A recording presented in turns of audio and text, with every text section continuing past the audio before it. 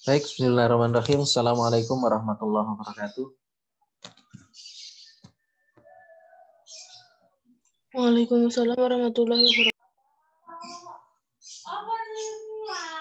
Baik teman-teman, kita mulai kuliah kita hari ini sesuai dengan yang sudah direncanakan, sebagaimana yang sudah disampaikan ke teman-teman di awal kuliah, bahwa hari ini kita lanjut pada RAS model yang sebetulnya ini lebih cocok untuk dunia pendidikan ya, bukan untuk biostatistik. Tetapi karena ini sudah direncanakan, maka kita mengikuti saja. Karena ini juga penting untuk keperluan teman-teman dalam melakukan analisis, ya, terutama nanti dalam melakukan penelitian-penelitian di bidang pendidikan. Nah, teman-teman sekalian, jadi di dalam analisis statistik itu banyak hal yang bisa kita lakukan, dan yang kita pelajari kali ini berkaitan dengan aplikasi statistik, terutama menerapkan probabilitas di dalam menganalisis sebuah instrumen, ya, instrumen dalam hal ini untuk pengukuran yang sifatnya abstrak. Jadi pengukuran yang sifatnya tidak konkret sebagaimana pengukuran pada fisika. Nah, di link yang tadi saya sampaikan kepada Mbak Intan, itu ada software. Nanti mohon teman bisa download itu, karena itu nanti akan kita gunakan berlatih hari ini. Kemudian juga ada soal yang dikerjakan teman-teman hari ini atau pagi ini. Saya tunggu responnya, karena dari jawaban teman-teman itulah yang nanti akan kita gunakan untuk bukan analisis. Apakah linknya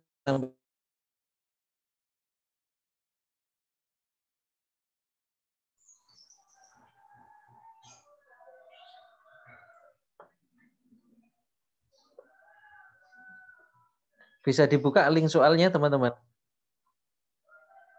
Halo? Bisa, Pak. Bisa, Pak. Ya, oke. Kalau begitu silahkan itu dikerjakan dulu. Saya tunggu respon atau jawaban dari teman-teman semuanya. Bagi yang belum dapat linknya, ini saya kopas di chat.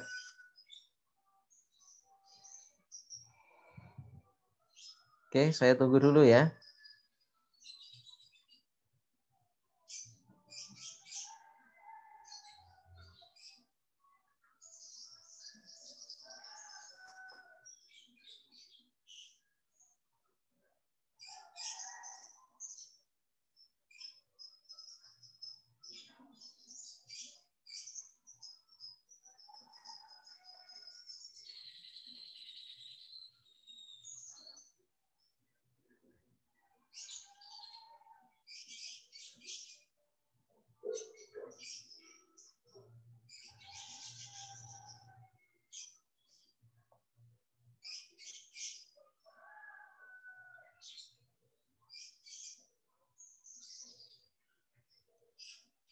Bisa diisi ya teman-teman ya. Ini belum ada yang masuk jawabannya.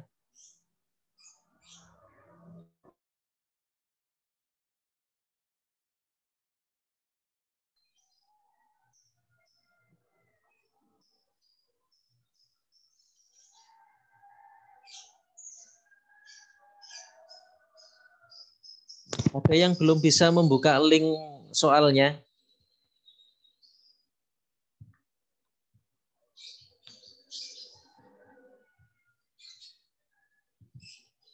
Ada yang belum bisa membuka link soalnya?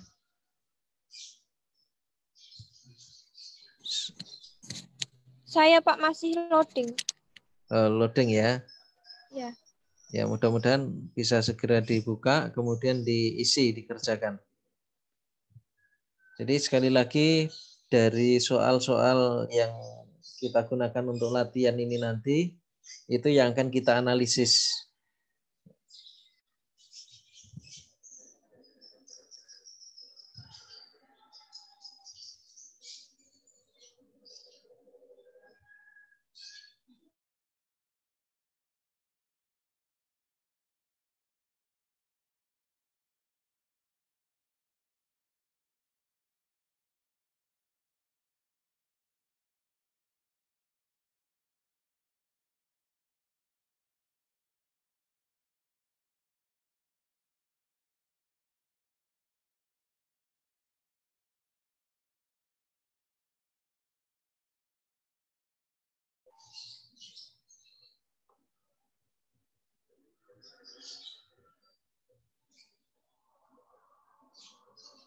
Belum ada jawaban yang masuk.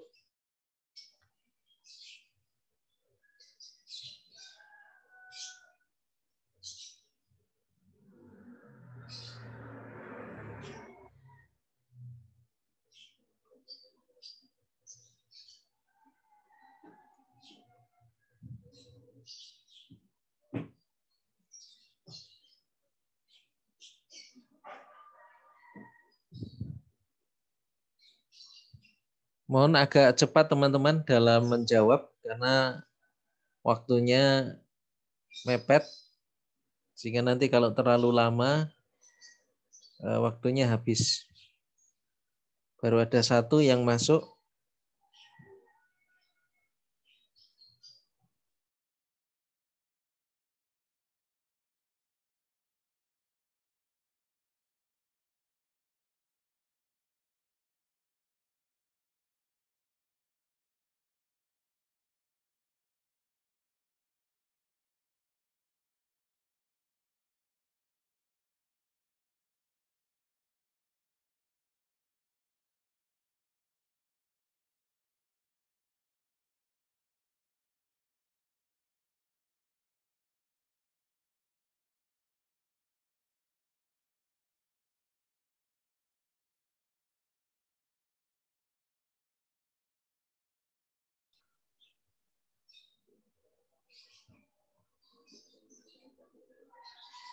Tiga.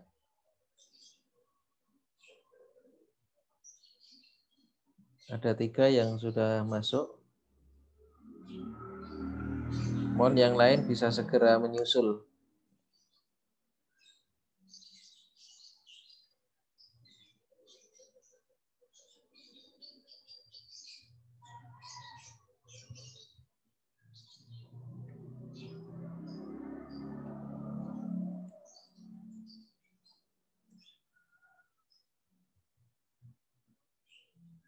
Ya, baru ada 3. 4. Lumayan sudah bertambah jadi 4.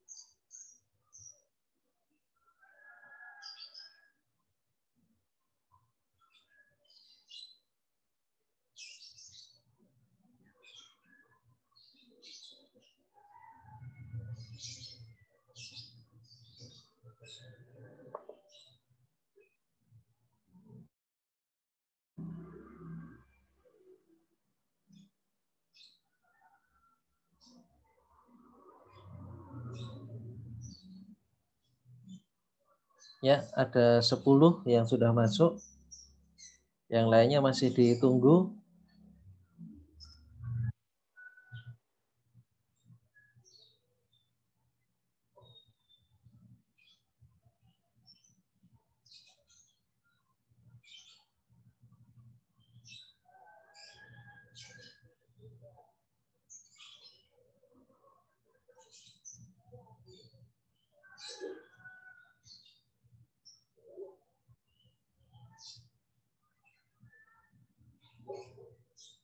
Ya, belum terambah lagi, masih baru 10.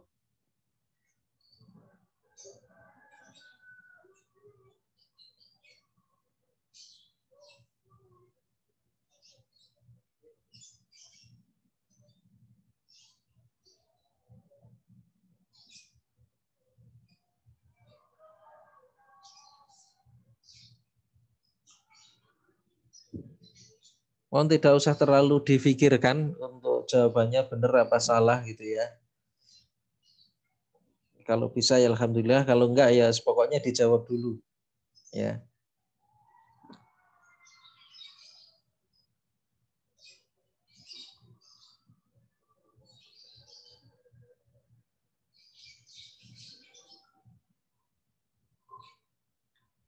Baru 12 yang masuk.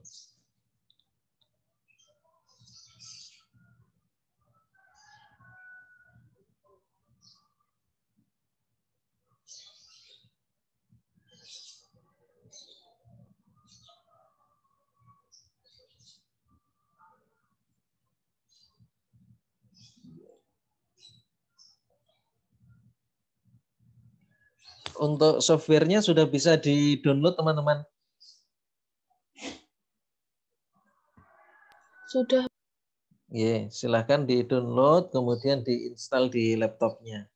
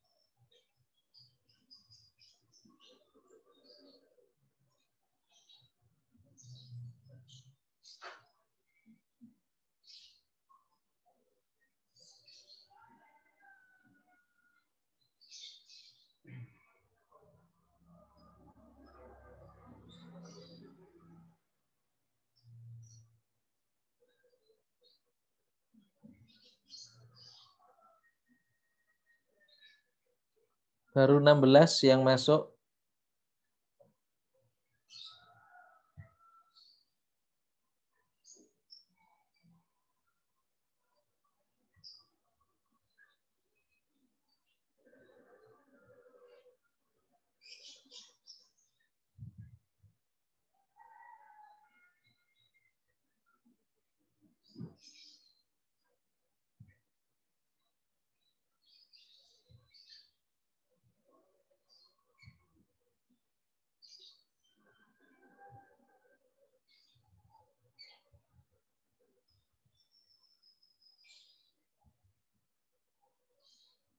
Delapan belas.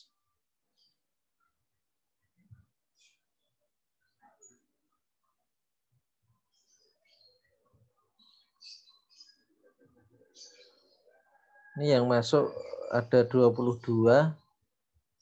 Berarti masih ada 4 lagi yang belum ya.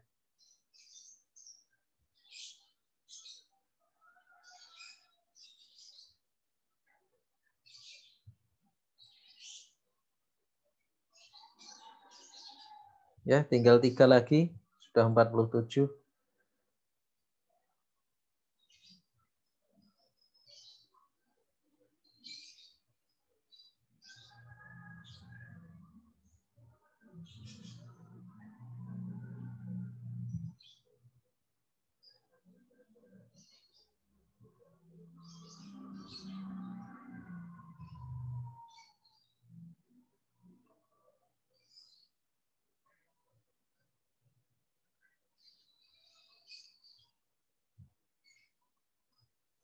Ya, satu lagi.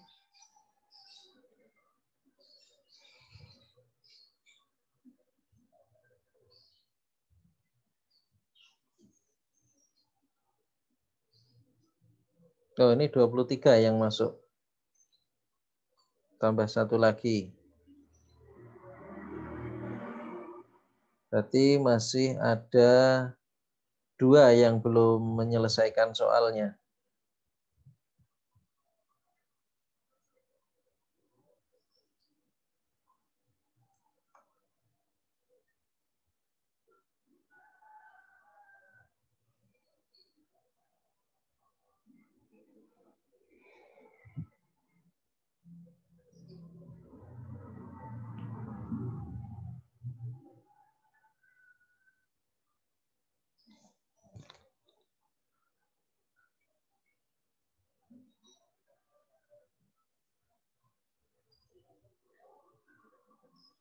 Oke, satu lagi.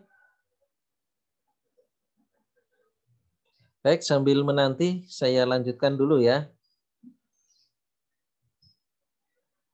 Jadi begini teman-teman, tadi saya sudah sampaikan bahwa analisis ras model ini lebih berkaitan dengan dunia pendidikan, khususnya di dalam menganalisis sebuah instrumen.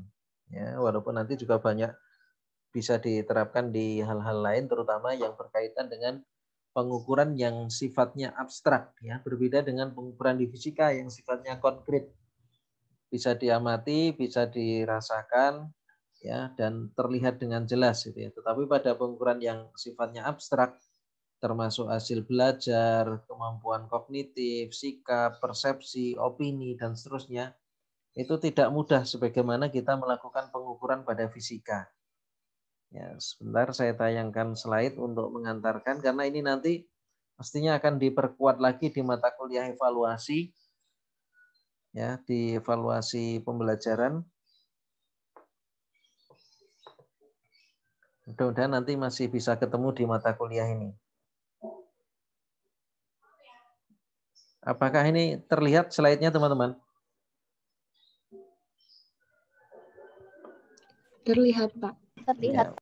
Oke, terima kasih.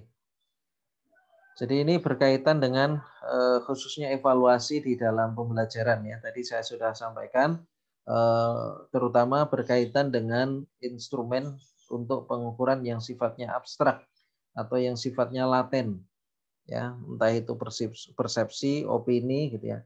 Termasuk juga untuk pengukuran yang sifatnya kognitif, kemampuan, hasil belajar, dan sebagainya. Ini sudah banyak diterapkan.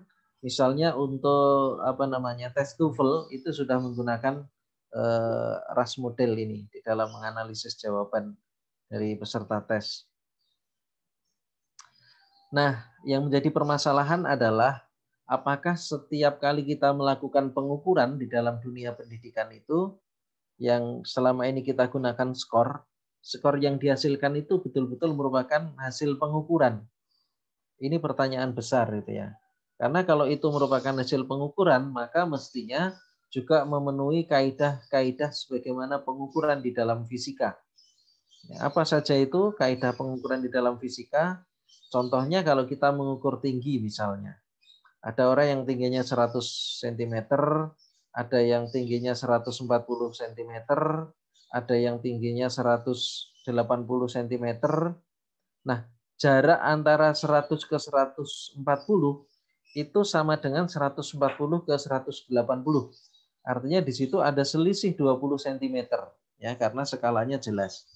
Tetapi kalau kita memperhatikan, kalau misalnya contohnya misalnya pada tes, ada siswa yang mampu menjawab 60 soal dari 100 soal, ada yang menjawab 70 soal dari 100 soal, dan 80 soal gitu ya. Tapi apakah kemudian bahwa selisih 10 soal yang mampu dikerjakan itu mencerminkan kemampuannya, bahwa yang mengerjakan 80 soal itu kemampuannya 20 poin di atas yang mampu mengerjakan 60 soal? Nah, ini kan belum tentu karena pengukurannya tidak sebagaimana pada fisika. Jadi skalanya tetap gitu ya. Kemudian yang kedua, ada titik permulaan pengukuran. Titik permulaan pengukuran kalau kita ke Pertamina itu kan seringkali petugasnya menyampaikan dari nol ya Pak. Artinya apa? Dari nol itu dari saat belum ada BBM yang dimasukkan ke tangki kendaraan kita. Nah, baru setelah ada yang dimasukkan, maka perhitungan baru dimulai. Artinya di situ ada startnya, ada titik awalnya. Ini sebagai ilustrasi, misalnya ada Angga, Bambang, Cynthia, dan Darman. Ya, masing-masing mampu mengerjakan 18, 22, 32, dan 36 soal dari 40 soal. Di mana konstruksi dari 40 soal itu, misalnya soal IPA Biologi SMP, diberikan pada 4 siswa SMP kelas 9. Dan di dalamnya ada soal sebanyak 6 butir yang merupakan soal Biologi SMA. Nah, apakah perbedaan skor antara Angga dan Bambang serta Cynthia dan Darman itu sama gitu ya? Sekalipun di situ selisihnya sama-sama 4 skor gitu ya. Ini kan tidak bisa kita menilai begitu saja bahwa mereka memiliki selisih yang sama. Karena bisa jadi yang mampu dikerjakan itu soal-soal yang berbeda. Ya. Misalnya Angga dan Bambang itu dia tidak mampu menyelesaikan soal nomor 4 sampai 5, 6, 7, 8 dan seterusnya sampai sebanyak 12 soal. Tetapi yang Bambang misalnya. Yang salah itu justru nomor soal yang lain. Apalagi kalau itu yang salah itu adalah pada soal-soal yang tadi dikonstruksi dari materi biologi SMA yang bobotnya tentu lebih berat. Ya. Nah, itulah yang terjadi di dalam dunia pendidikan. Artinya kalau kita hanya melihat skor saja itu tidak fair karena kemampuan yang sebenarnya itu tidak bisa dilihat dari skor capaian yang dihasilkan. Ini sekedar mengulas saja, sekedar informasi, definisi tentang pengukuran yang selama ini sudah sering digunakan, itu mengukur itu adalah menempatkan angka kepada objek atau kejadian sesuai dengan aturan yang ditetapkan. Ini definisi klasik. Tapi apakah demikian? Nah, ini memang perlu banyak dicermati lagi ya, terutama nanti di mata kuliah evaluasi. Nah, ini contoh ilustrasi yang lain. Misalnya seorang guru memberikan 40 soal. Nah, ada siswa A mampu menjawab 30, siswa B 25, C 25, D 40 soal. Apakah si A yang mampu menjawab 30 soal itu dia memiliki kemampuan bahasa Indonesia 75%? Nah, ini kan pertanyaan gitu ya. Kemudian yang kedua, B 25 soal benarnya, si C juga 25 soal. Apakah B dan C ini kemampuannya sama dalam berbahasa Indonesia? Mana yang lebih pinter gitu ya? Nah, ini tidak bisa kita tidak bisa kita tentukan dari sini. Nah, tetapi kalau nanti kita analisis dengan ras model, kita bisa menentukan B dan C ini sekalipun mampu menjawab 25 soal, mana yang lebih pinter, mana yang lebih mampu di dalam berbahasa Indonesia bisa kita ukur, bisa kita tentukan. Kemudian yang D itu ternyata dari 40 soal, dia tidak mampu sama sekali mengerjakan soal itu dengan benar. Lantas kemudian pertanyaannya, apakah si D ini betul-betul tidak mampu berbahasa Indonesia? Nah, ini adalah pertanyaan yang perlu dikritisi gitu ya. Maka dari itu ras model menghadirkan solusi bagaimana kita melihat permasalahan pengukuran yang sifatnya abstrak. Ini contoh ilustrasi lebih lanjut ya. Jadi di sebelah kiri itu adalah responden, di sebelah kanan itu adalah tingkat kesulitan butir soal. Teman-teman perhatikan di sini. Jadi kalau responden itu punya kemampuan yang tinggi, katakanlah ini tinggi, ini sedang, ini rendah gitu ya. Kemampuan tinggi, sedang, rendah. Kemudian ini tingkat kesulitan soal atau butir soal, ini tinggi, sedang, rendah. Idealnya kalau seorang siswa memiliki kemampuan tinggi, maka dia akan mampu menyelesaikan soal-soal dengan tingkat kesulitan yang tinggi pula, apalagi yang sedang dan rendah. Kemudian kalau ada responden atau siswa yang memiliki kemampuan sedang, maka logikanya atau rasionalitasnya dia tidak mampu menyelesaikan soal-soal yang memiliki tingkat kesulitan tinggi. Tapi dia hanya mampu mengerjakan soal-soal dengan tingkat kemampuan sedang dan rendah. Demikian pula untuk siswa yang memiliki tingkat kemampuan rendah. Dia tidak mampu mengerjakan soal yang tingkat kesulitannya sedang dan tinggi. Tetapi kadang-kadang kan seringkali kita jumpai bahwa ternyata dari skor yang dihasilkan, kalau hanya semata-mata dilihat dari skornya, kita tidak bisa menentukan dia kemampuannya tinggi, sedang, atau rendah. Maka ras model akan menjawab ini semua. Nah, yang seringkali dilakukan dalam pengujian instrumen dalam penelitian, itu seringkali kita menggunakan Alpha Cronbach, kemudian ada expert judgment, artinya kita menggunakan validasi dari para ahli yang kita anggap mumpuni atau sesuai dengan bidangnya.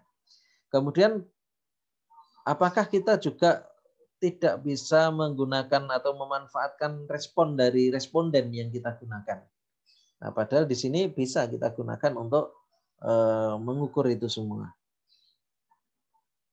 Kemudian setiap pengukuran itu harus menggunakan instrumen yang tepat. Ya, itulah yang disebut dengan valid. Ya. Kalau kita mau mengukur suhu, maka kita menggunakan termometer. Kalau yang akhir-akhir ini kan kita pakainya termogan gitu ya. Sama, tapi prinsipnya itu adalah termometer. Kalau dulu kan ada termometer air raksa, ada termometer alkohol gitu ya. Tapi prinsipnya sama, mengukur suhu. Waktu kita menggunakan arloji atau stopwatch ya. Kemudian untuk menimbang berat kita menggunakan timbangan atau neraca gitu ya. Kemudian untuk panjang kita bisa menggunakan misalnya jangka sorong atau mikrometer scope atau meteran yang lainnya. Tergantung yang dikehendaki. Artinya sebuah instrumen itu dikatakan valid jika mampu mengukur apa yang seharusnya diukur. Jadi itu fungsi dari mendeteksi validitas sebuah instrumen. Kemudian properti dari sebuah instrumen itu umumnya kita bicara tentang validitas dan reliabilitas. Jadi valid itu sejauh mana kita mampu menggunakan alat ukur itu dan menghasilkan apa yang seharusnya diukur. Reliable itu artinya menghasilkan ukuran yang konstan, yang ajek gitu ya. Nah, ini ilustrasinya. Ada yang valid dan ada yang valid tapi tidak reliable, tidak valid tetapi reliable. Kemudian ini valid tetapi tidak reliable, kemudian tidak valid dan tidak reliable, kemudian valid dan reliable. Apa bedanya? Dilihat dari titik yang ini ilustrasi pada sasaran tembak atau panah gitu ya. Ini ajek sasaran yang dituju atau yang dihasilkan, yang ditembak atau yang dipanah itu ajek, tetapi tidak pada sasaran yang seharusnya. Maka ini tidak valid tapi reliable dan seterusnya. Kemudian kalau pengukuran di dalam fisika itu kan definisinya jelas. Misalnya panjang 1 meter itu adalah jarak yang ditempuh oleh cahaya dalam waktu 1/299792428 detik.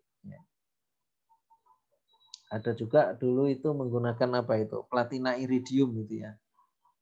Kemudian instrumennya bisa penggaris kayu, plastik, metal, pita pengukur dan lain-lain ya. Unitnya bisa sentimeter, inci, meter dan seterusnya.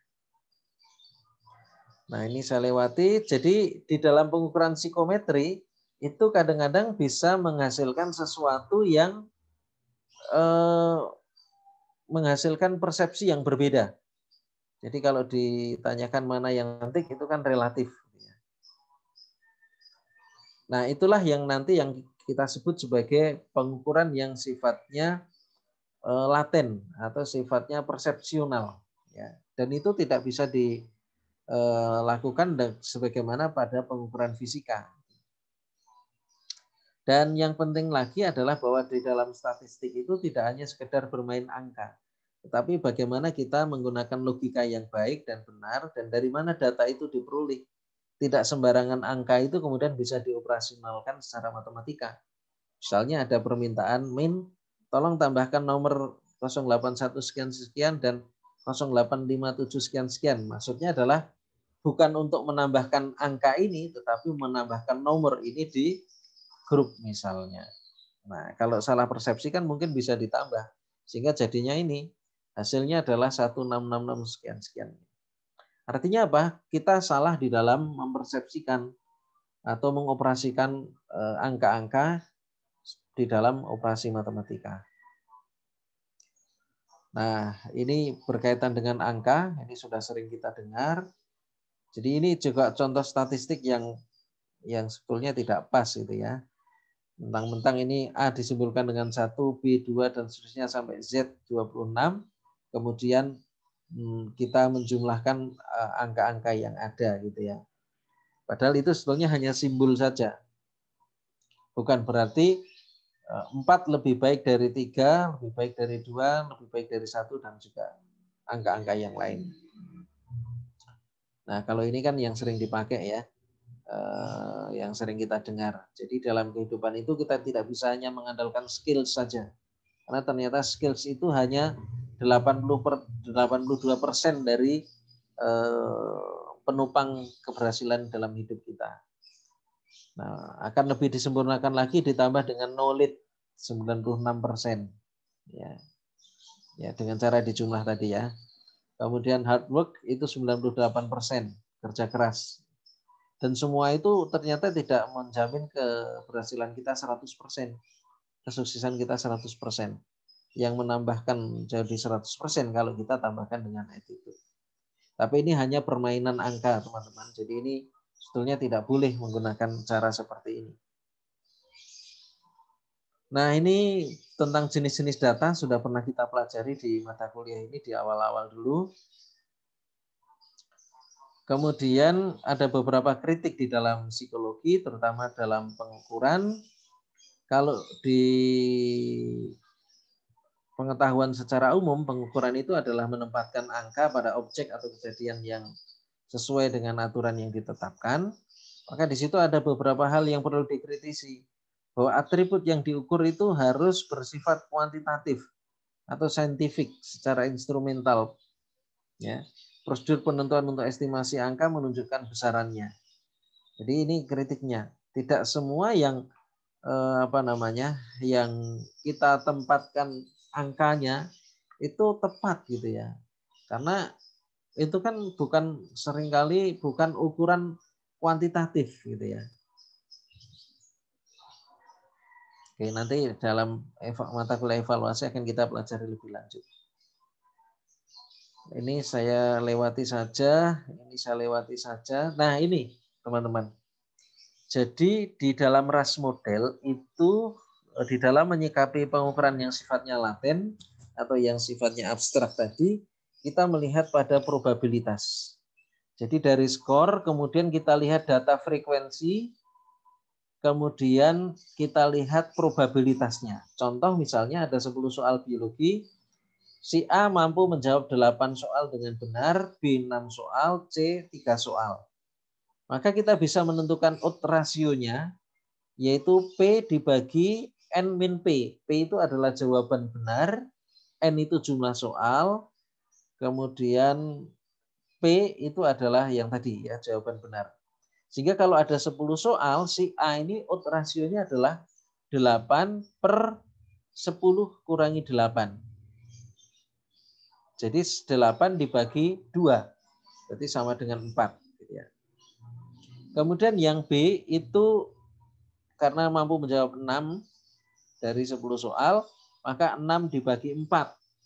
Ya, berarti ini berapa? 1,5 ya. Kemudian C mampu menjawab 3, berarti 3/7. Nah, bagaimana kalau kita tempatkan dalam skala?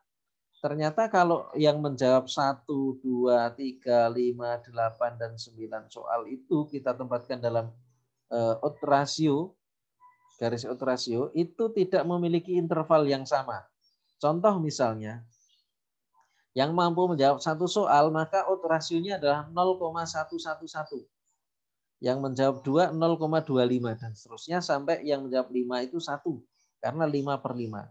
Sementara yang menjawab 9 itu adalah 9/1. Maka di dalam skala dia ada di angka 9. Nah, jarak antara yang mampu mengerjakan 1 soal ke 5 soal itu kan tidak sama pada odds rasionya dengan yang 5 ke 9 soal. Padahal selisih skornya sama. Selisih skornya 4. Ini selisih skornya juga 4. 5, 9, kemudian 1, 5. Itu kan skornya selisihnya sama. Dari mana kita tahu itu tidak sama? Dari ini tadi. Kalau ini odds rasionya kita kurangi, 1 dikurangi 0,111, ini kan hasilnya tidak sama dengan 9 dikurangi 1. Karena 9 dikurangi 1 kan 8. Kalau ini berarti 0, berapa ini? 0,099 ya. Ya. Artinya apa? Di situ tidak memiliki interval yang sama.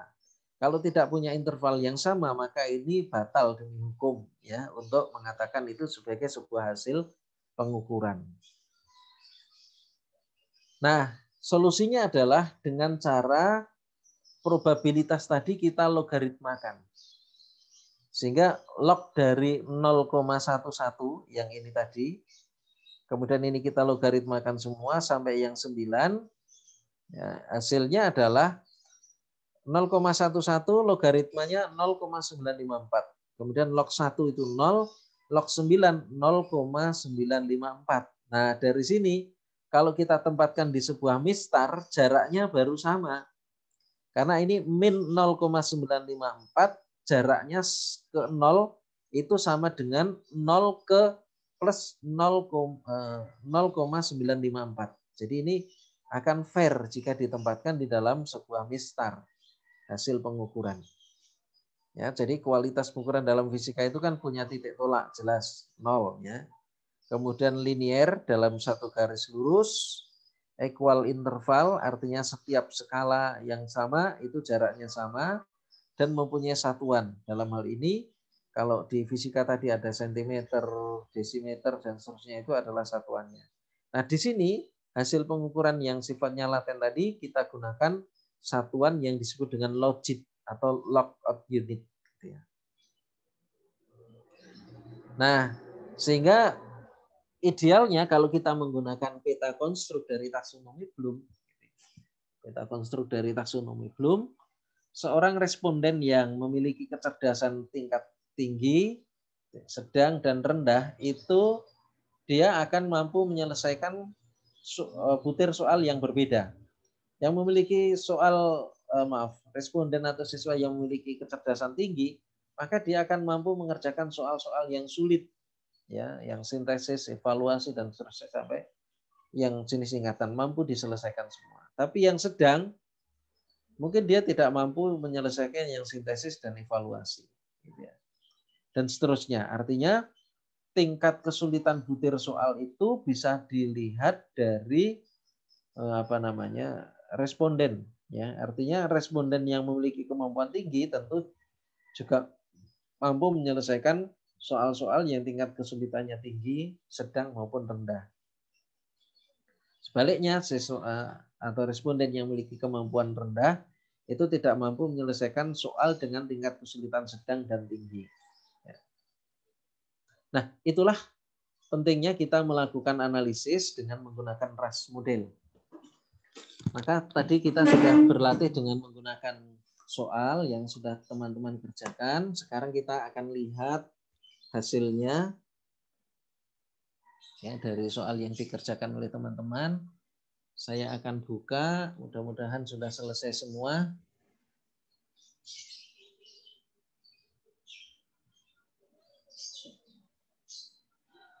Nah, ini hasilnya. Ini akan saya download. Akan saya download. Ini saya gabung dengan kelas C yang kemarin sudah juga berlatih. Ya, ini saya download. Terlihat ya teman-teman ya? Terlihat, Pak. Terlihat. Baik, terima kasih. Ini saya download dulu, nanti saya akan share file download as Excel ya, Microsoft Excel. Save. Oke. Kita lihat hasilnya.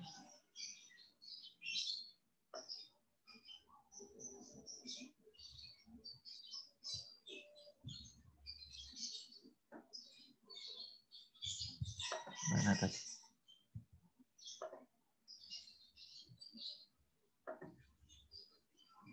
Excel.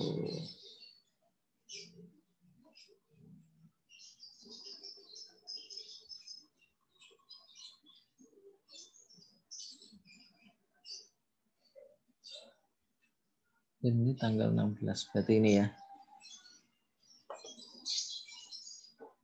Saya rename dulu.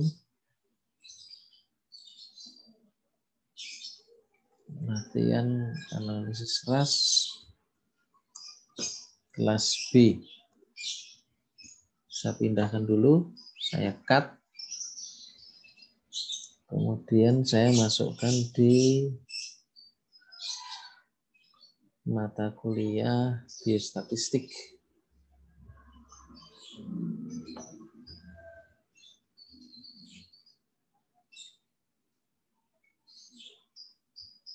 Oke, kita buka filenya. Nah, ini adalah respon atau jawaban dari teman-teman yang sudah mengerjakan pagi hari ini. Kita klik enable editing. Ya, oke. Ini timestamp-nya kita hilangkan saja. Ya, kemudian ini skornya juga kita hilangkan saja. Oke. Nah, ini kita beri nomor respondennya 1, kemudian 2, kita kopas ke bawah.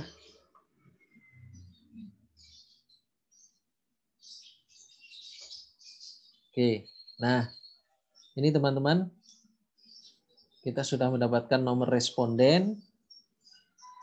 Ini nomor responden.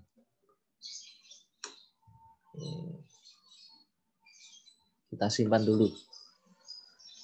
Nah, sekarang kita buat tabel persiapan untuk analisis RAS.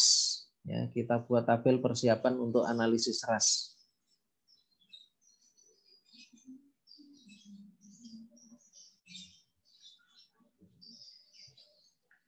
Oke, caranya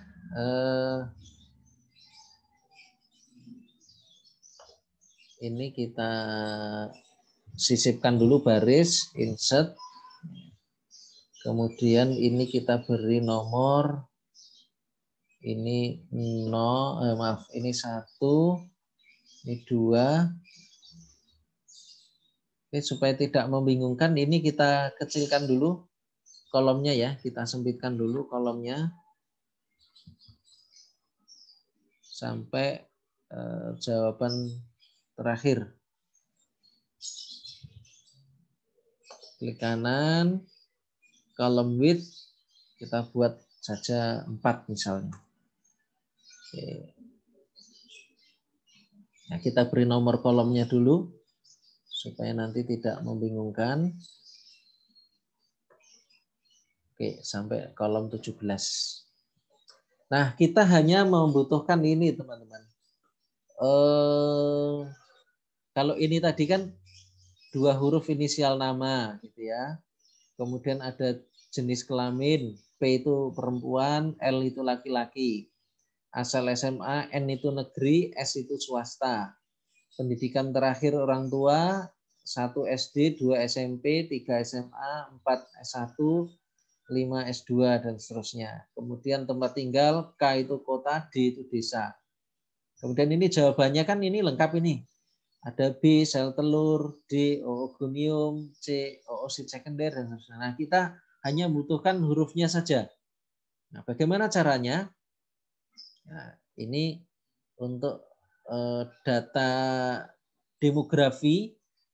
Jadi data demografi itu berarti kita hanya punya ini yang berkaitan dengan identitas responden, ya, maksudnya data demografi itu yang berkaitan dengan identitas responden, mulai dari namanya, kemudian jenis kelamin, asal SMA, kemudian pendidikan terakhir orang tua, tempat tinggal, dan seterusnya. Ini adalah data demografi. Berarti kita butuh 7 kolom untuk data demografi. Sementara ini kita siapkan dulu kolom ini, kita copy saja ya. 1, 2, 3, 4, 5, 6, 7, 8 sampai 17 ini kita copy saja di sini.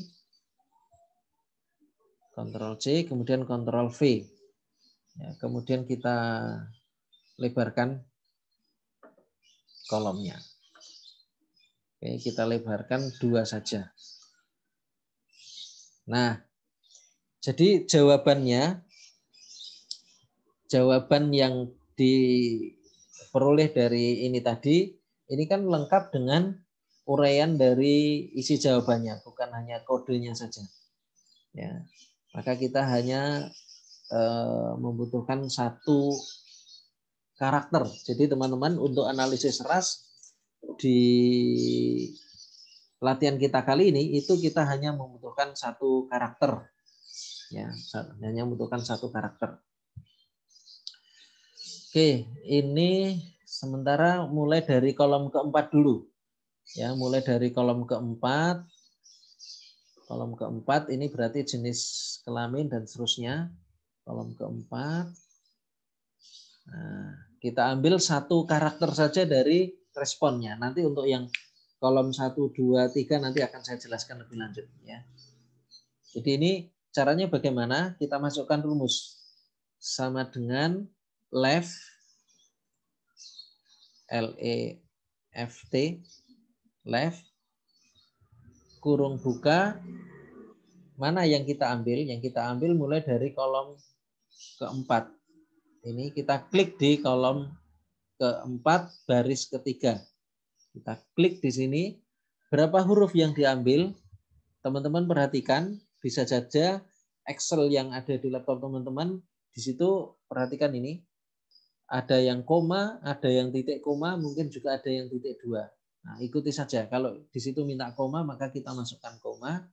Kemudian kita masukkan angka 1. Artinya kita hanya mengambil satu huruf saja. Kemudian tekan enter. Nah, ini kita sudah peroleh. Kita copy ke kanan ya, munculkan tanda plus pojok kanan bawah di sel itu, kemudian klik kiri, jangan dilepas, gerakkan ke kanan sampai kolom 17. Nah, kita sudah mendapati ini. Ada P, N, kemudian 3, K, kemudian ini jawabannya, mulai dari kolom 8, ini kan jawabannya. Ada B, sel telur, D, oogonium, E, asam amino, A, meristem apikal, dan seterusnya. Ini kan kita sudah dapati kode jawabannya saja. Ya. B, E, A, D, D, E, A, dan seterusnya. Nah, ini kemudian kita copy saja ke bawah. Caranya bagaimana? Kita tekan Shift, kemudian gerakkan anak panah ke kanan, kemudian munculkan tanda plus di pojok kanan bawah. Kemudian klik kiri, seret ke bawah sampai selesai. Ya, oke, sampai di sini, kemudian lepas. Ya, sudah kita dapati kodenya. Nah, kemudian yang perlu kita dapatkan lagi kode nama, enggak usah ya, nanti daripada ketahuan teman-teman setelah dianalisis. Ya. Sementara kode nama tidak perlu kita masukkan. Tapi kalau mau memasukkan ya boleh-boleh saja. Nah, sekarang yang kita perlukan berarti nomor responden. Nomor responden itu kan ada 1, 2, 3, dan seterusnya sampai di sini nomor 52 gitu ya.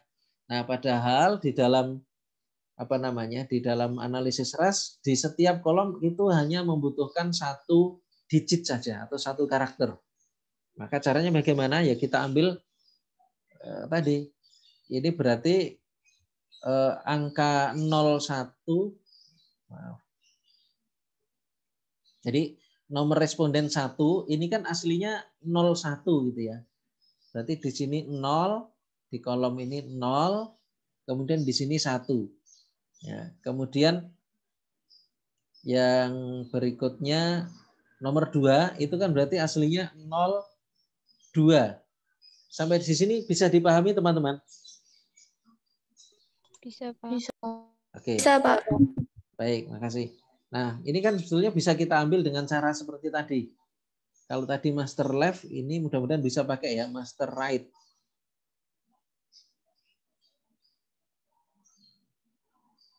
Ya, dari sini, kemudian kita klik angka 1. Artinya kita hanya mengambil 1 huruf yang terakhir. Nah, kita copy ke bawah. Nah, coba. Bisa enggak?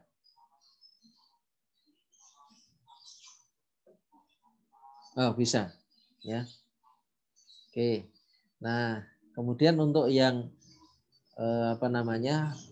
di bawah 10 ini kita masukkan aja nolnya. Ya. 0, 0, 0, 0, 0, 0. Nah, yang 10 ini kan tidak 0. Ya, kita ambil dengan cara master left.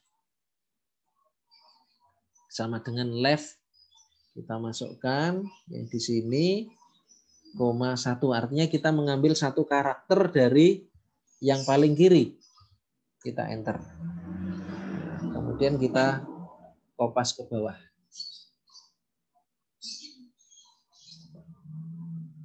Ya, sudah betul ya. Ini 52, ini 52 gitu ya. Nah, ini nama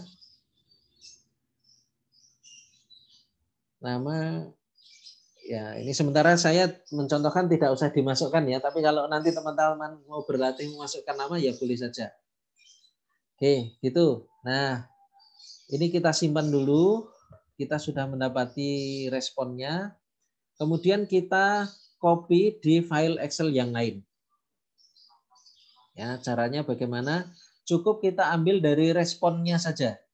Dari responnya saja. Artinya dari jawaban dan identitas demografinya saja yang kita copy, kita blok. Jadi tidak usah dari atas, tidak usah dari baris pertama dan baris kedua, langsung dari sini. Ya, kita tekan shift, kemudian gerakkan ke kanan sampai selesai, kemudian gerakkan ke bawah. Nah, oke, kemudian klik kanan, copy. Nah, kemudian setelah itu kita buka file Excel yang baru. Caranya bagaimana? Ctrl N. Ya, setelah itu kita paste, tetapi hati-hati pastenya kita menggunakan paste spesial. Ya, paste spesial yang full use. Mau pakai paste spesial ini juga bisa. Langsung tekan yang 1, 2, 3 ini juga bisa. Nah, gitu ya. Kita sudah mendapati jawaban yang tadi diberikan oleh responden dalam karakter yang hanya 1 karakter. Kemudian ini kita berikutnya langkahnya adalah kita sempitkan kolomnya, ukuran kolomnya, klik di ini ya, kan bisa kita klik di bagian kolom ini, kita munculkan tanda panah ke bawah. Kelihatan enggak ini panah ke bawahnya, teman-teman? Kelihatan, Pak. Oke, kita klik di sini, kemudian tekan tombol shift, gerakkan ke kanan. Ya. Kemudian kita klik kanan, kolom width. Kita tekan angka 1. Ya, artinya kita hanya membutuhkan lebar kolom sebanyak 1. Kita tekan tombol OK. Ya, sudah kita peroleh angkanya. Nah, ini yang C ini kosong karena tadi nama ya, nama tidak kita masukkan. Nanti supaya kalau hasilnya agak malu ya. Ini kita hilangkan saja kolom C kalau tidak dipakai. Tapi nanti kalau teman-teman mau berlatih, ya, kita hilangkan saja. Di C ini kita klik kanan, kemudian delete. Nah, selesai. Nah, kemudian setelah itu jangan lupa kita simpan dengan format PRN. File, save as. Nah, kita masukkan di folder biostat. Sorry. Jangan dimasukkan di folder ya, tapi masukkan di desktop. Ya, kita pilih di desktop. Sekali lagi, jangan dimasukkan di folder, tapi masukkan di desktop. Ya, oke, ini berarti saya kasih nama latihan ras kelas B. Oke.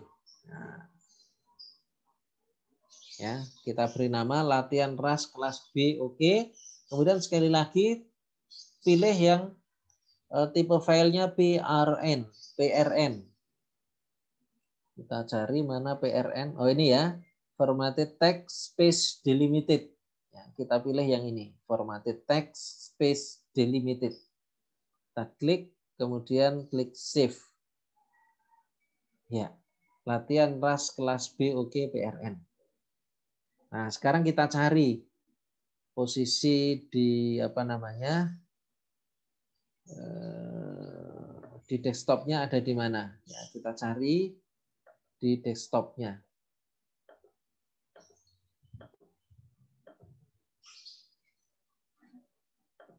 Oke, latihan ras kelas kelas B oke PRN ya ini ya.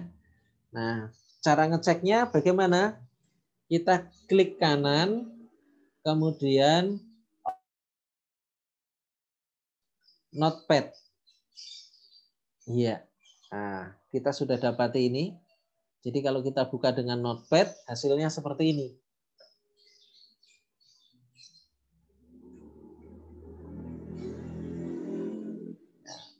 Oke. Nah, Nah, ini ada kelihatan ada yang tidak dijawab ini ya. Responden nomor 28 tidak ada satu soal yang tidak dijawab. Ini kelihatan bolong ya. Tidak masalah ya. Nah, sekarang teman-teman, tadi kan sudah download software yang saya sampaikan melalui link tadi ya. Sudah diinstalkan belum teman-teman? Sudah, Pak. Ya, oke. Sudah, Pak. Ya, Sudah, oke. Pak. Ya, oke, terima kasih. Oke, ini kita tutup dulu. Ya, ini kita tutup dulu. Bagaimana cara melakukan analisis? Mudah sekali, teman-teman. Sangat-sangat mudah. Oh ya, ini soal apa namanya? Responden yang kita analisis ini kan banyak sekali nih. Ya, banyak sekali. Artinya dari seluruh responden ini kita analisis semua. Oke, sementara kita kurangi dulu ya. Saya ingin mencontohkan kurangi dulu. Sorry. Ini saya silang. Bagaimana cara mengurangi? Kita mulai dari ini tadi. Ya. Ini misalnya saya hanya akan menganalisis 10 saja. 10 responden misalnya. 10 responden misalnya yang nomor 20 sampai misalnya 21 sampai 30. 21 sampai 30. Ini yang akan saya analisis. Oke, maka caranya ini kita klik di sini, kemudian gerakkan ke atas, kemudian klik kanan, del. Oke, tadi kita ingin menganalisis nomor 2, saya besarkan supaya kelihatan. Ya. Nomor 21 sampai nomor 30 saja. Berarti ini nomor 31 ke bawah, ini kita tidak analisis. Ya, kita hilangkan saja, kita blok. Sampai nomor 52. Klik kanan, del. Oke. Berarti kita sekarang sudah mendapati 10 responden saja. Ya, 10 responden saja. Ini karena saya ingin mencontohkan yang sederhana ya. Kemudian kita simpan file, save as, sama seperti tadi ya, nama filenya sama seperti tadi, latihan ras kelas B oke. Ya, pakai tipe yang formatted text atau PRN ya, space delimited PRN. Kita klik save. Nah, ini karena tadi sudah kita simpan dengan nama file yang sama, apakah ini mau ditindas, pilih oke saja. Nah, sekarang kita cek di desktop lagi. Ya, yang ini tadi ya. Klik kanan, open with notepad. Kita cek. Nah, sudah. Hanya mendapati nomor responden 21 sampai 30. Oke. Nah, kalau sudah teman-teman, ini kita silang saja. Cara menganalisisnya gampang. Ini tinggal diklik kanan, jangan dilepas. Kemudian tarik ke icon dari software yang tadi kita sudah install. Teman-teman berarti menggunakan mini step. Kalau saya pakai WinStep. Kemudian setelah sampai di icon ini, kita lepas.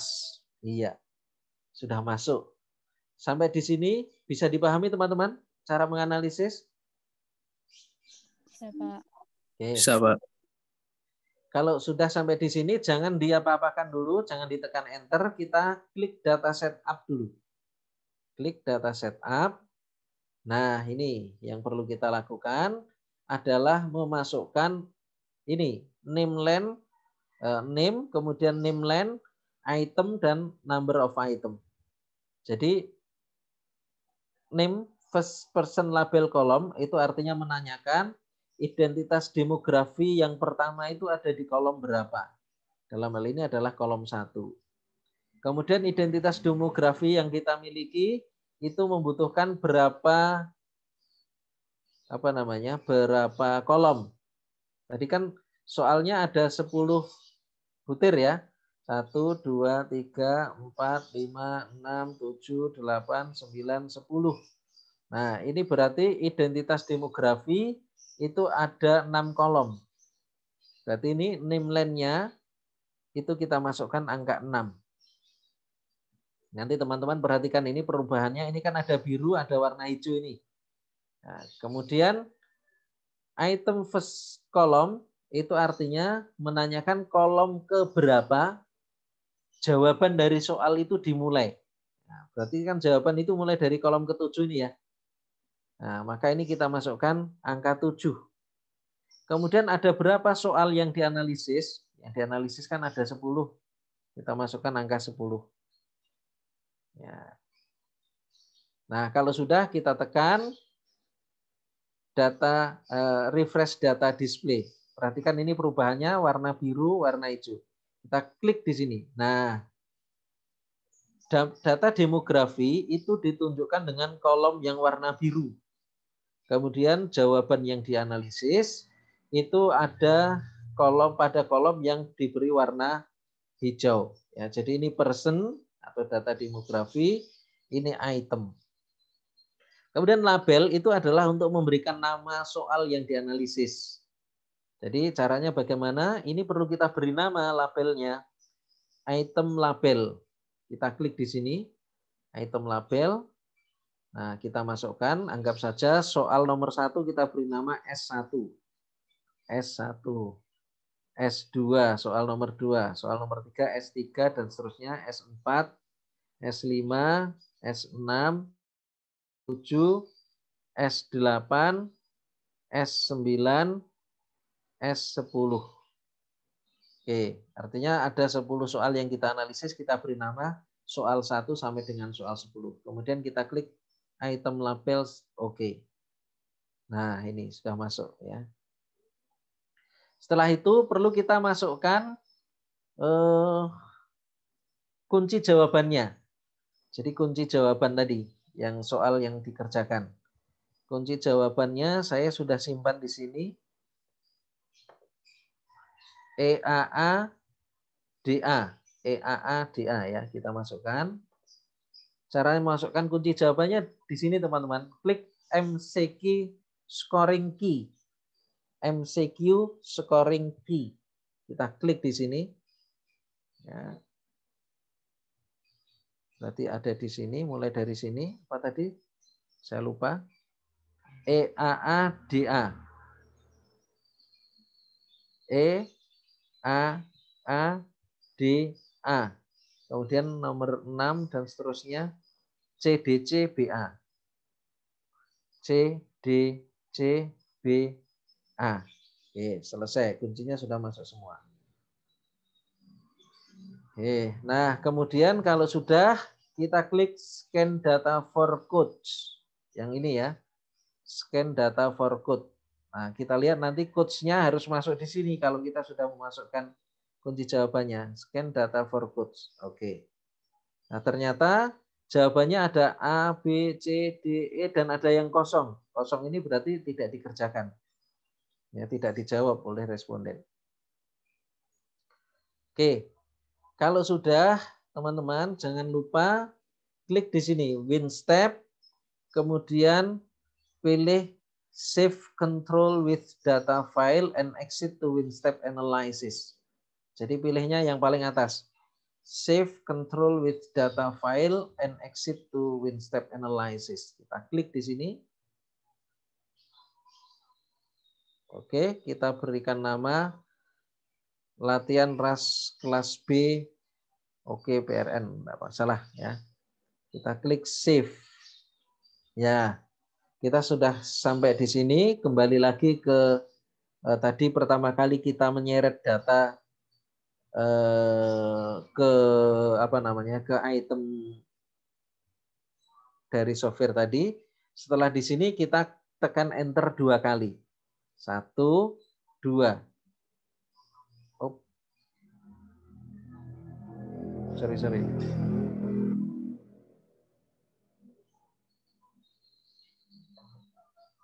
Oke, kita cek lagi. Oh, ini ternyata belum tersimpan, teman-teman. Ini belum tersimpan. Maka caranya kita ulangi lagi. Ini data jawabannya ada di kolom First item ada di kolom 7 ya, sorry. Ini ada di kolom 7, kemudian number of itemnya ada di kolom 10. Ya. Kemudian ini kolom pertama sampai pada kolom 6. Ya, refresh data. Oke. Kemudian kita masukkan item labels. Tadi ternyata belum bisa tersimpan. Kita ulangi saja, tidak masalah. Soal 1, soal 2, soal 3, soal 4, soal 5, soal 6, soal 7, soal 8, soal 9, soal 10. Item labels oke. Oke, kemudian kita masukkan MCQ scoring key. Kita masukkan kunci jawabannya. Tadi EAA-DA. EAA-DA. Kemudian CDC-BA. CDC-BA. Oke, scaring data for code. Scan data for code. Kita klik. Ya. Oke, mudah-mudahan ini tidak masalah lagi. Kemudian kita klik WinStep, save. Oke, ini kita ganti saja. Yes.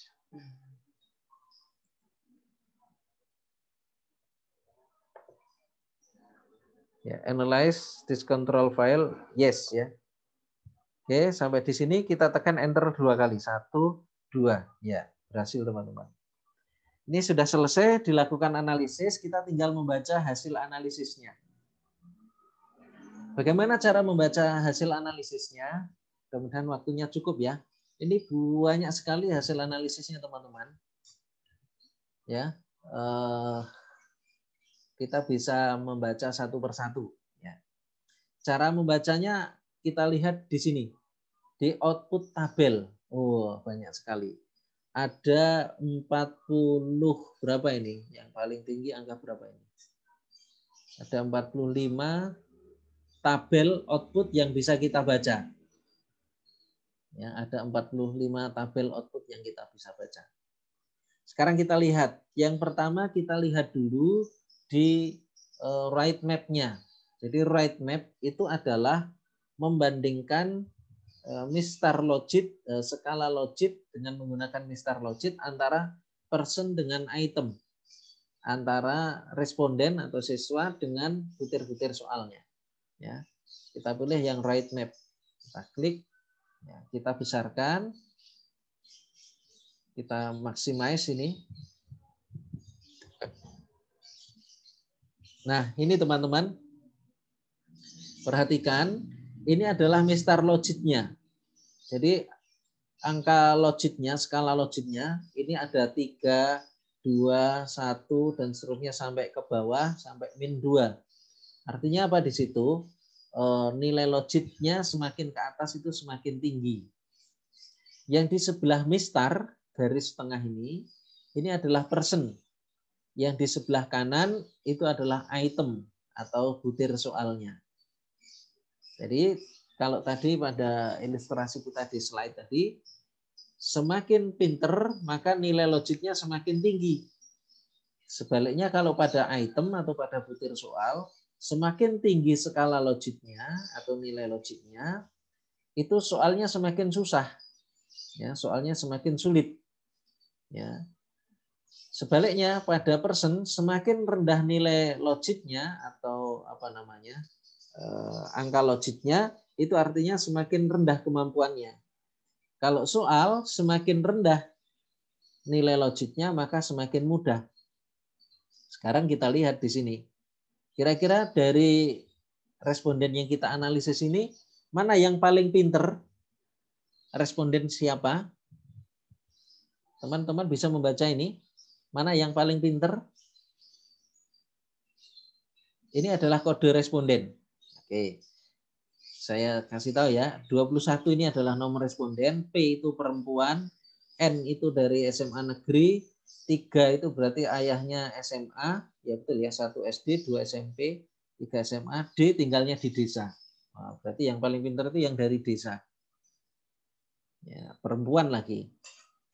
Nah, kemudian yang paling rendah kemampuannya itu juga perempuan juga ternyata. Nomor respondennya 28.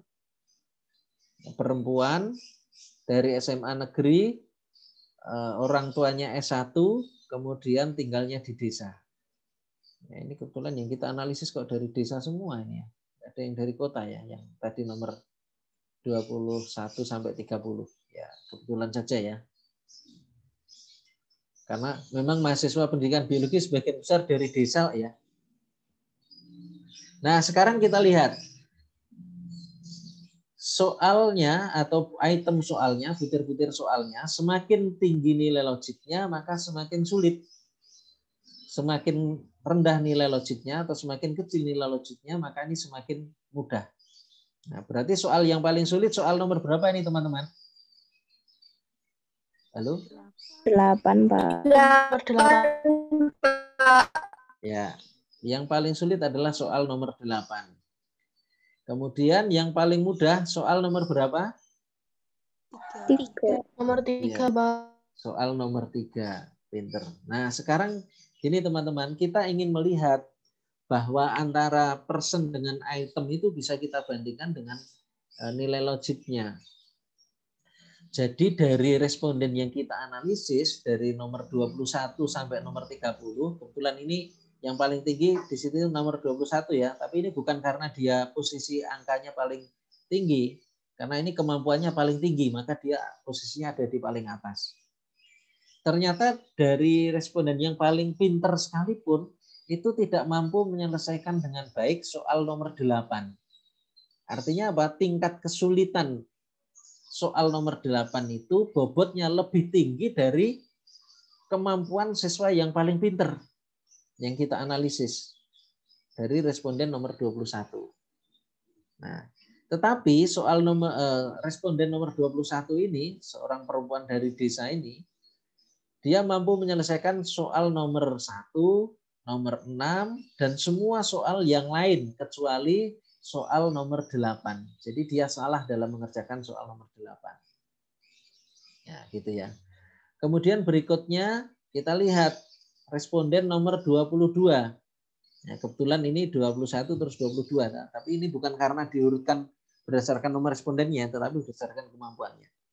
Ternyata responden nomor 22 itu tidak mampu menyelesaikan soal nomor 8, nomor 1, dan nomor 6. Dia hanya mampu menyelesaikan nomor 10, 2, 4, dan seterusnya. Jadi selain nomor 8, nomor 1, dan nomor 6 dia mampu mengerjakan. Gitu ya. Itu cara membacanya. Nah, sekarang kita lihat yang lainnya. Jadi yang di atas responden, nilai logiknya di atas responden, itu artinya soal-soal yang tidak mampu dikerjakan, yang di bawah itu yang mampu dikerjakan. Kita lihat, ternyata responden nomor 28 ini kemampuannya rendah dan tidak mampu menjawab semua soal dengan baik. Ya, karena semua soal posisi logiknya lebih tinggi semua dibandingkan dengan kemampuan si responden nomor 28. Gitu ya. Untung tadi nggak pakai inisial nama. Kalau pakai inisial nama kelihatan nanti ya. Oke, begitu cara menganalisisnya. Nah, sekarang kita akan cek lagi. Ya, banyak sekali yang bisa kita baca dari sini. Output tabel kita perhatikan dulu person fit ordernya. Ya, person fit ordernya. Atau kita lihat dulu summary statistiknya ya. Kita lihat summary statistiknya. Oke. Nah, ini ringkasan dari person dan item.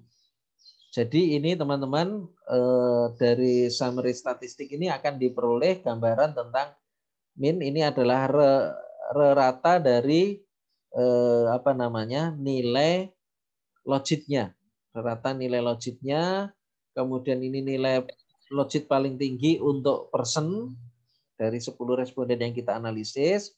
Kemudian ini min 1,84 ini adalah kemampuan logit atau nilai logit dari kemampuan yang paling rendah yang tadi kita tunjukkan dengan tabel ini tadi. Jadi ini berarti untuk responden nomor 28 PN4D ini kemampuan logitnya atau nilai logitnya ini kan antara min 1 sama min 2 tapi lebih dekat ke min 2.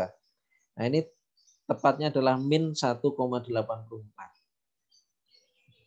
Kemudian kita bisa membaca juga nanti lebih lanjut tentang indeks Pearson-nya, kemudian percent reliability-nya juga. Ya. Kemudian ini adalah item ringkasan dari item soal yang kita analisis. Jadi yang paling tinggi itu 2,5 plus 2,5 nilai logiknya, yang paling rendah adalah min 1,71. Oke. Nanti ini kita baca lebih lanjut, ini bisa banyak hal yang bisa kita baca dari sini. Saya tunjukkan dulu untuk tabel yang lain, output tabel. Kita lihat misalnya person fit ordernya. Kita lebarkan. Nah, di sini sudah diurutkan berdasarkan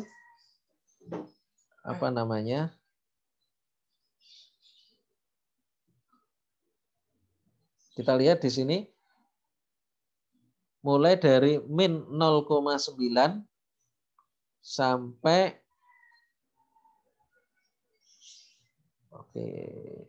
ini ya. Ini total skornya. Total skor yang berhasil dikumpulkan. Ya, jadi ini posisinya kita membaca bisa nanti ada infit statistik dan ada outfit statistik. Kemudian nanti bisa ada kesempatan untuk kita pelajari lagi di mata kuliah evaluasi. Oke, jadi ini diurutkan berdasarkan kita baca di sini nomor 6, 5 dan seterusnya. Jadi ini urutan dari masuknya data, tetapi nomor responden kita baca dari sini. Ya, identitas respondennya kita baca dari sini. 26 dan seterusnya sampai dengan 29 P2SD. Oke, saya ingin tunjukkan tabel yang lain. Output tabel dari person measure-nya. Nah, kalau ini kita baca person measure itu tabel 17. Nah, ini diurutkan berdasarkan nilai logit yang paling tinggi sampai yang paling rendah. Ya, measure order. Jadi yang paling tinggi itu nilai logit 1,87 untuk responden, yaitu pada siswa nomor 21. Kemudian yang paling rendah siswa nomor 28, nilai logiknya 1,84. Ya. Tuh. Nah, kemudian kita lihat lagi tabel yang lain, masih banyak yang bisa kita baca. Misalnya kita baca dari item measure-nya. Dari nilai logit soalnya atau butir soalnya yang diurutkan berdasarkan nilai logiknya. Measure order. Nah, kita lihat di sini soal nomor 8 nilai logiknya paling tinggi 2,5. Dan soal nomor 3 nilai logiknya paling rendah, berarti dia paling mudah.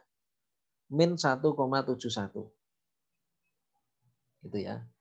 Nah, sekarang kalau kita ingin melihat perbedaan, apakah kira-kira desa dengan kota itu menyebabkan perbedaan atau tidak? Oh, tadi kebetulan yang kita analisis itu semuanya dari desa ya. Kita cari lagi contoh yang lain. Misalnya kita menggunakan analisis diff pada item.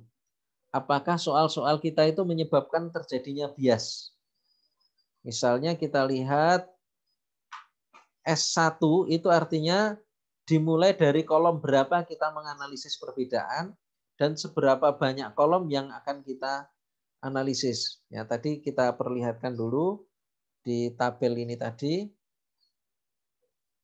Ya. Ini tadi kan asal muasalnya ini nomor responden ini. Kolom pertama nomor responden, kolom kedua juga masih kolom responden. Kemudian ini jenis kelamin kebetulan semuanya perempuan ya. Kemudian ini D itu asal SMA, ya, negeri swasta. Oke, misalnya kita contohkan berdasarkan asal SMA-nya negeri dan swasta. Berarti kita lihat ada di kolom 4. Kita ingin melihat apakah soal itu bias terhadap asal SMA. Kita lihat pada kolom keempat. Berarti start dari kolom keempat, S-nya kita mulai dari start 4, sebanyak 1 kolom saja. Artinya kita hanya menganalisis berdasarkan 1 identitas demografi. Ya, kita klik OK. Kita tunggu dulu.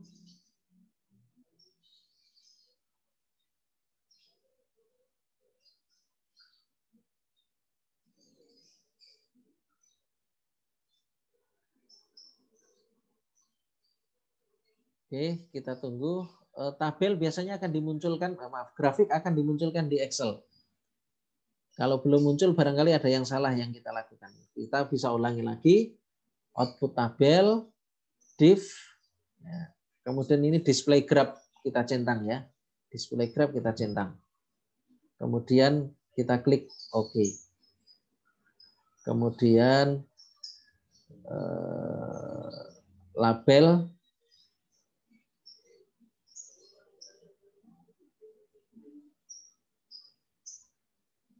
Nah, ini tandanya ini Excel-nya kelihatan kedip-kedip. Ini artinya dia menghasilkan apa namanya grafik dari hasil analisis. Kita klik saja. Nah, ini. Nah, ini teman-teman. Perhatikan ini, yang warna hitam ini adalah sekolah negeri, garis yang warna hitam. Mohon maaf ini apa namanya? Baterai saya mau habis. Saya tak ambil ini dulu ya. Cas laptop dulu. Bentar.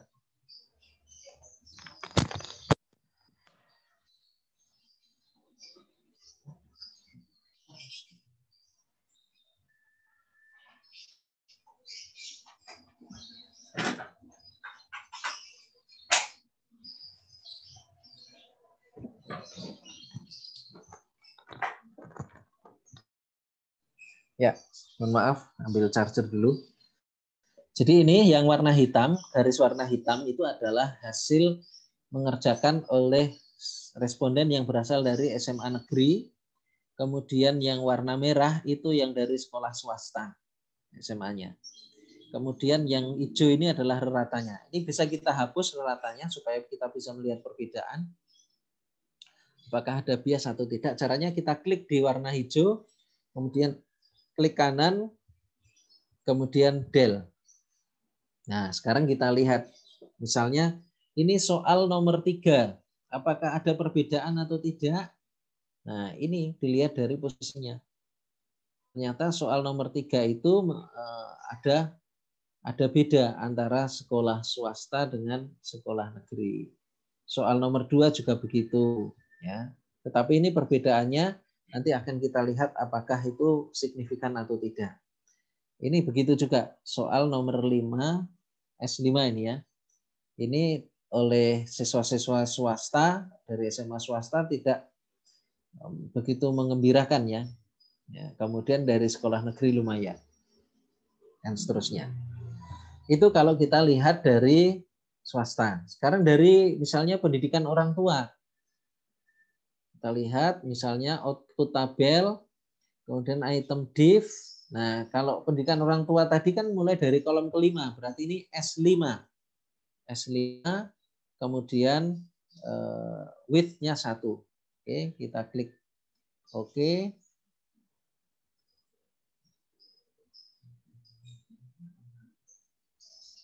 Tunggu dulu, ini grafiknya.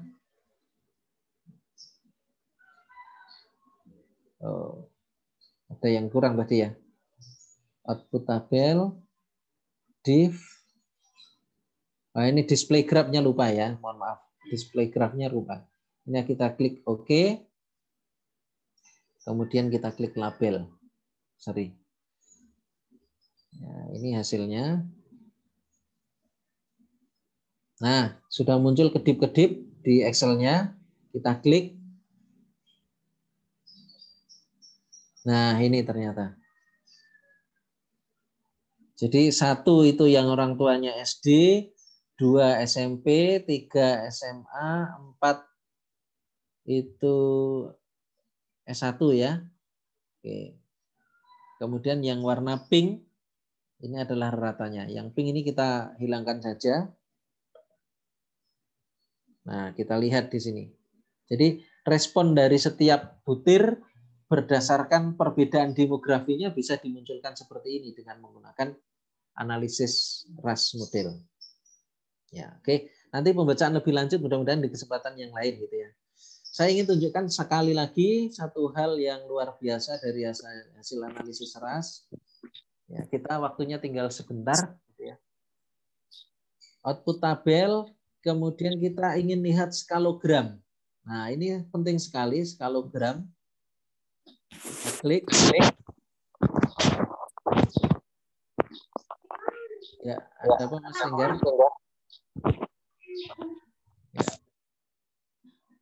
Ya. Kita klik skalogram. Nah, ini teman-teman kita bisa analisis. Ini contoh membaca skalogram. Jadi fungsi dari skalogram itu misalnya kalau kita ingin melihat mana siswa yang teliti dan mana yang siswa ceroboh dan mana siswa yang sukanya tebak gitu ya. Artinya jawabannya itu bukan dari kemampuannya. Ya, hanya sekedar tebak beruntung. Nah, ini kita bisa baca. Jadi semakin ke kanan itu soalnya semakin susah. Jadi ini soal yang paling susah kan soal nomor 8 tadi berdasarkan apa tadi? Berdasarkan nilai logik yang kita peroleh tadi. Ini soal nomor 8 paling susah, soal yang paling mudah soal nomor 3. Kita lihat ya dari skalogramnya. Jadi ini paling mudah, ini paling susah. Misalnya siswa nomor 21 ini dia termasuk siswa yang pinter gitu ya. Nah, gitu ya. Nah, kita lihat ada siswa nomor 26, dia kemampuannya rendah. Kemampuannya rendah karena soal-soal yang mudah ternyata jadi 1 itu artinya jawabannya benar, 0 itu artinya jawabannya salah. Jadi ini soal-soal yang relatif mudah dia tidak mampu. Misalnya soal nomor 5, ini kan 0. Tetapi soal yang paling sulit benar, soal nomor 8. Nah, ada kemungkinan dia benernya itu karena kebetulan. Ya, betulnya karena kebetulan. Ya, benarnya karena kebetulan. Ya. Jadi soal-soal yang mudah, soal nomor 5 mudah, dia salah. Kemudian soal nomor 2 dia juga salah, padahal ini termasuk mudah, relatif mudah. Tapi soal yang paling sulit malah benar, ada kemungkinan dia tebak beruntung.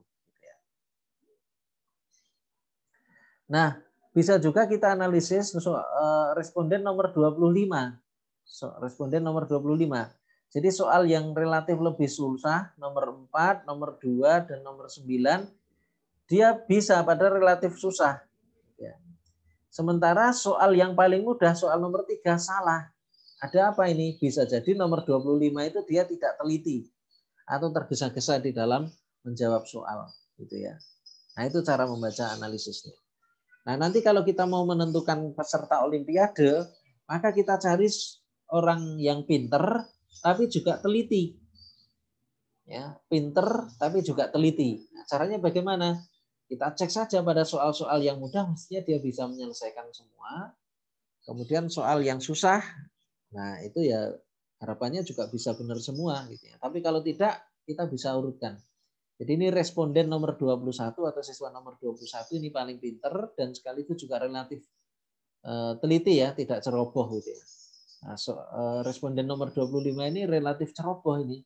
Karena soal yang paling mudah dia malah salah. Gitu ya. Oke, saya kira itu teman-teman cara membaca analisisnya dari analisis ras ini. Dan nanti mohon teman-teman mengerjakan soal latihan analisis ras ini. Tadi sudah saya bagikan belum filenya? Belum, Pak. Belum ya. Oke, saya bagikan ke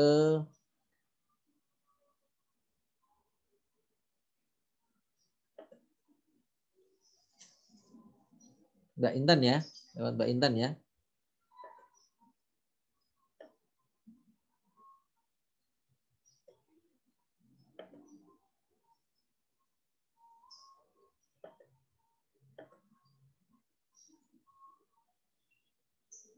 Oke, teman-teman, ini tadi kan ada 52 responden ya, termasuk yang dari kelas A. Nah, nanti gini saja, teman-teman silahkan menganalisis.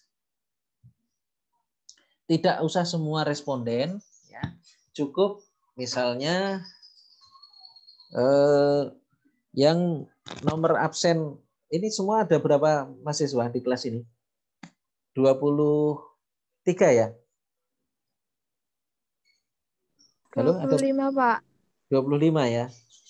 25 itu kita bagi menjadi 3 kelompok saja. Artinya 3 kelompok itu bukan untuk bekerja secara kelompok, tetapi berdasarkan nomornya.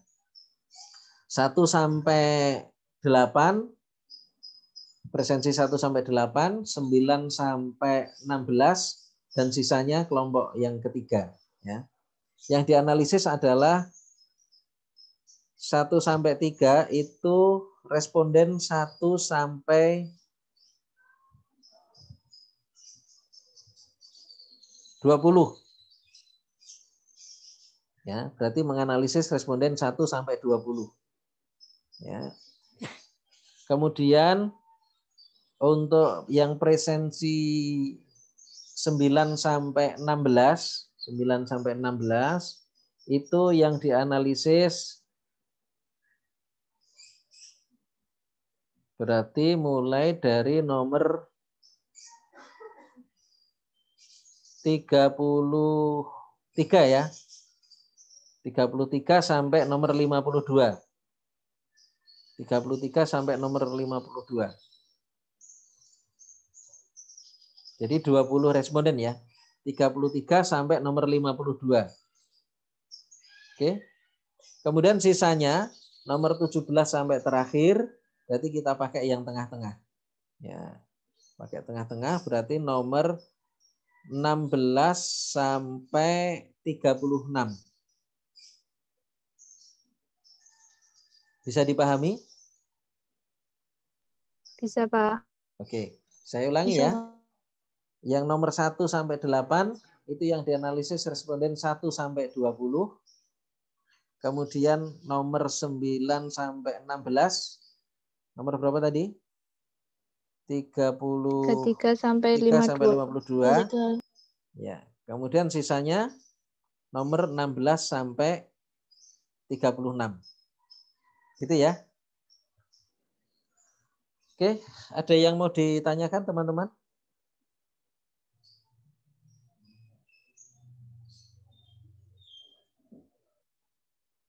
Ada yang mau didiskusikan? Tidak, Pak. Cukup. Ya, baik. Terima kasih. Kalau begitu saya tunggu hasil latihannya di Sepada ya. Kita masih ada berapa kali kuliah?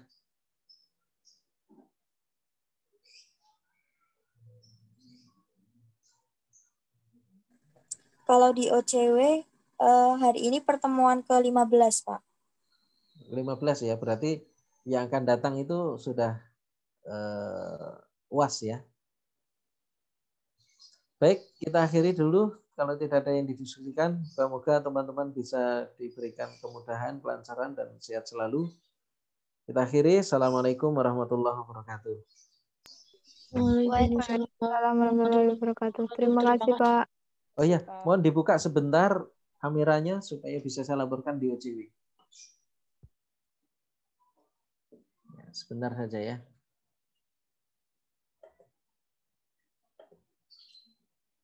Setelah ini ada kuliah? Tidak, Pak. Pak. Nanti sore, Pak. Oke.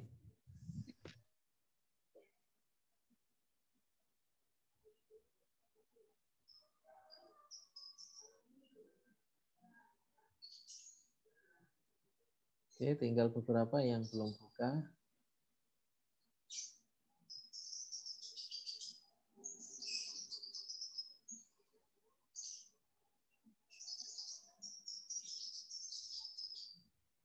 Oke, saya ambil gambarnya. 1, 2, 3.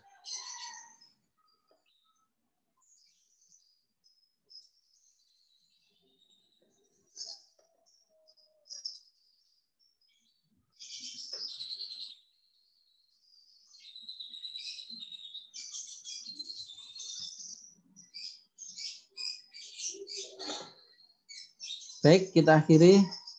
Assalamualaikum warahmatullahi wabarakatuh.